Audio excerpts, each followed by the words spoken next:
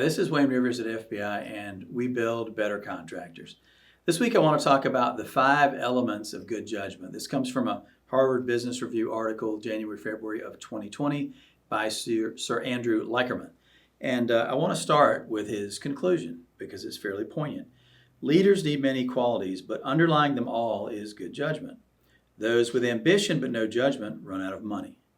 Those with charisma but no judgment lead their followers in the wrong direction. Those with passion but no judgment hurl themselves down the wrong paths. Those with drive but no judgment get up very early only to do the wrong things. So I think we can all agree that judgment is a key ingredient for successful contractors. So what is it? We have to give it a definition. So Leicherman says that it's the ability to combine personal qualities with relevant knowledge and experience. Seems like a good definition to me, so let's go with it. Is good judgment gut? Is it just unconscious? Do you just know the right decision when you see it? Or can you improve on your judgment? Or can you improve on your manager's judgments? Can it be taught, in other words? Leicherman says that it can. So 5 tips for how to improve judgment in yourself and in others in your organization. The first thing is to listen. Leicherman wrote that leaders are weak listeners. Kind of have to say that's probably true. Leaders are weak listeners. Why? Because overconfidence often accompanies success. Absolutely true. 4 tips here. Listen actively, ask questions, listen skeptically. Are things missing? Are details missing that should be present? Do you believe what you're hearing really? Does it sound too good to be true? Does it sound too negative to be true? And the 4th tip, read skeptically. So much of our communication now is not verbal, it's written. It's emails, it's other forms. So read just as skeptically as you listen. The 2nd tip, seek dissent. McKinsey, the giant consulting firm, makes it an obligation in their meetings that someone has to dissent from the direction or the conventional wisdom. Here at FBI, Dennis and I have never agreed on anything in 20-something years. But it's been good because it challenges me, it challenges him, and ultimately we end up meeting somewhere in the middle, and that creates better business decisions on average. So who's your Dennis?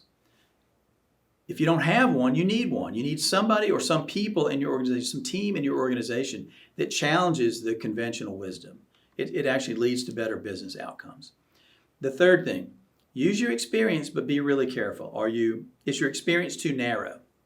You've always done multifamily. Now you're going to do, you're going to do heavy concrete parking deck.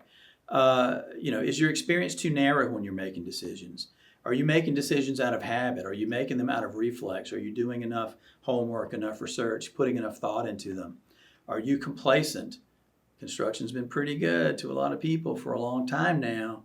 It could be easy to be a little bit complacent about making decisions and choices. Are you overconfident? Success leads to overconfidence, let's face it.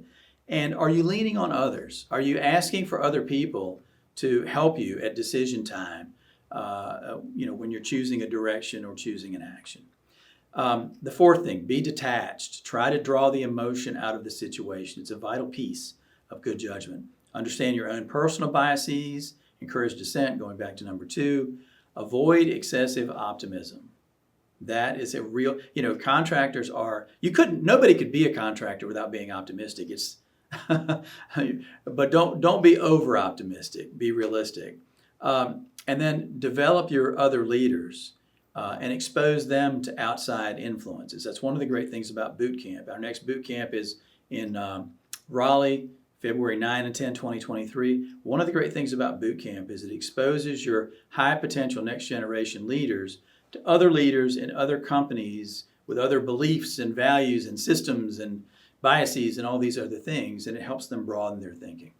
The 5th thing is factor feasibility of execution into all your decisions. Anticipate your risks, troubleshoot, and then do a pre-mortem, as some of our contractors do so well. Do a pre-mortem. Think about, okay, we took the job, we executed the job, what went wrong? What is likely to go wrong? And don't wait to a post-mortem. You'll have plenty of time for that, but go ahead and do a pre-mortem. So we'd like to hear from you in the comments. What are your tips? What are your behaviors for driving good judgments, not only in yourself, but in your leadership teams as well? This is Wayne Rivers at FBI, and we build better contractors.